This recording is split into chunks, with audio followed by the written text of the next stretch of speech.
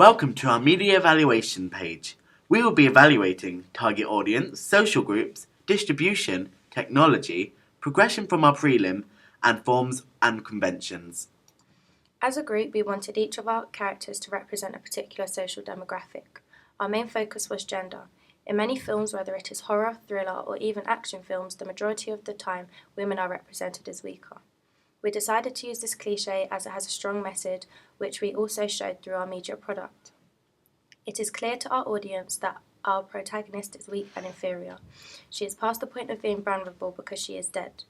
Through the use of mise-en-scene, our protagonist wore a white dress as her costume, which represented her purity and innocence. This is contrasted with the blood being bright red and having connotations of death and danger. This then leads into her status as being inferior to the mysterious killer. However, gender wasn't always centered around our protagonist. We also focused it around the male in the autopsy scene, who had a higher status to the protagonist than even the nurse. This is because he is male and had a high position in one of the shots, looking down at the nurse and the protagonist on the operation table. Secondly, we focused on character individuality. It is implied in our opening that there is a character arc of the protagonist. This is shown through the mise-en-scene of her bedroom, where it is warm. This is shown by the use of colour in her bedroom, which represents her as an individual, but also her personality. The bedroom is also feminine, but this higher level of individualism is ripped away from her when she is killed, in contrast to the autopsy scene, where it is depersonalised, clinical, and just another regular case to solve. The music that we chose in the bedroom scene while the camera was panning around the room showed that the protagonist had a form of innocence because the piano was playing a relaxing melody.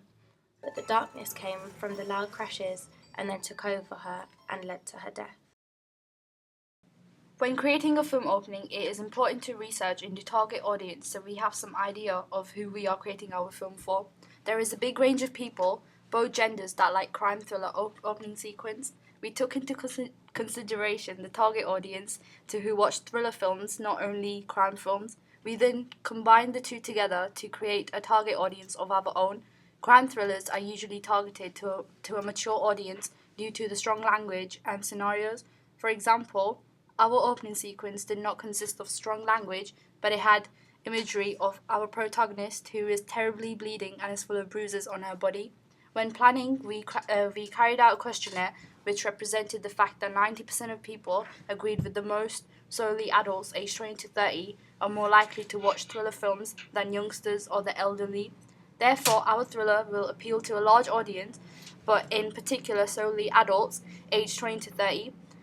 Our crime and thriller sequence is aimed at both females and males, as the females interest the males, and our opening sequence could relate to females because stereotypically females go through a lot of hard times such as betrayal in life.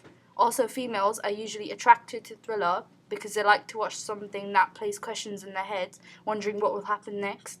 In addition to this, in our opening sequence, our protagonist is portrayed as vulnerable and weak. Therefore, this would attract males because being in the favour of males as it's showing them powerful and dominant than females. Crime and thriller films interest young adults as they find the plots interesting. They like feeling the suspense and mystery, hence our subgenre is murder mystery.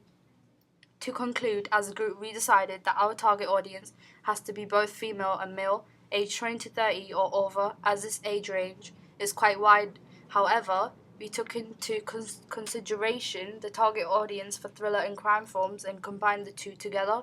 This is because we wanted our audience to be interested in both of genres in order to enjoy our opening sequence, as stereotypically people who like thriller films also like crime and murder mystery as a subgenre. In our media product, Cops Diary, we try to appeal to a certain target audience, which is really important to do in the very opening of the film that we made as a group, as discussed in the previous question. We had to think of the different aspects that would attract this audience and how these would help to maintain the interest of the viewers. Finally, in order to emphasize on gender, we had a variety of close-up shots of the use of the character's makeup and body parts, allowing our target audience to connect with the protagonist. We considered what different things can affect the adult females and what they have in common with each other's lives. We thought of the fact that females in thriller films tend to be insecure and have insecurities. Usually this could depend on their appearance For example, this links in with the idea that females in thriller films are usually not very confident or have different types of confident issues that can have an effect on their lives. We also chose a non-diegetic sound for opening sequence in order to relate with the storyline, so it sets up the atmosphere, comes across as creepy and sinister. This is so it can fit our genre and also attract our audience, as it can provoke an equally powerful response in the viewer and is a powerful tool for generating meaning. For example, in our sequence we have a voiceover that which creates a different perspective and can make things easier to understand. It can make the audience think about how the story has developed and what it is like to have this different view other than seeing it visually. The purpose is to understand the story and moods better. It makes you understand the thoughts or feelings of the narrator and how important the story is. Furthermore, we had a sound bridge from the scene of bedroom to the autopsy room to create two different atmospheres. We further attracted our audience through the use of mise-en-scène. For example, we recommended a science lab to make it look like an autopsy room because the setting and location will help our opening create a good sense of mise-en-scène, considering that we were allowed to use any props from the lab. For example, we used scalpels and tongs to make the autopsy scene seem as real as possible, so it would pull attention towards the audience. Another location we used was the bedroom, as this area was easy for us to utilize as our protagonist was being shown dead on the bed. We had majority of the things in the bedroom upturned or broken, so it makes the audience wonder if anyone has been into the room and has been searching for a specific thing, or it could give a clue to the audience of the murderer who has killed the woman in the scene. We also used props to attract our audience, such as fake blood and the diary at the end, which gives the hint to the audience on who killed her, which made the story twisted, and it also fitted in with our subgenre murder mystery, as it tend to create suspense for our audience who like to watch thriller with a pinch of suspense in it. We used a different variety of technologies in our product that helped us create an effective opening. In our prelim task, our group was limited to a basic flip camera. Even though the camera was sufficient enough to film a basic prelim, it would not serve a good enough purpose in our final opening. We brought in a good quality Fujifilm camera that had technical components such as autofocus to help us in the production of our opening. Our group learned a lot with the camera we used because when we first took some test shots, we were clueless as to how to take a picture or even film.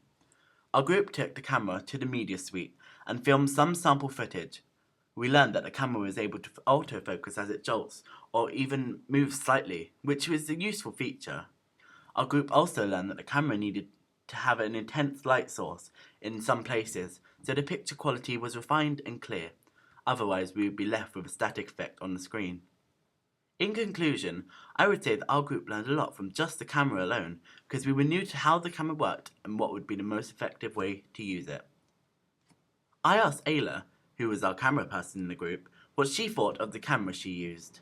From filming ourselves, I developed my techniques on how to use the camera effectively. I also asked her, were there any difficulties? A difficulty that I came across when using the camera was trying to achieve some of the shots that we had planned to use.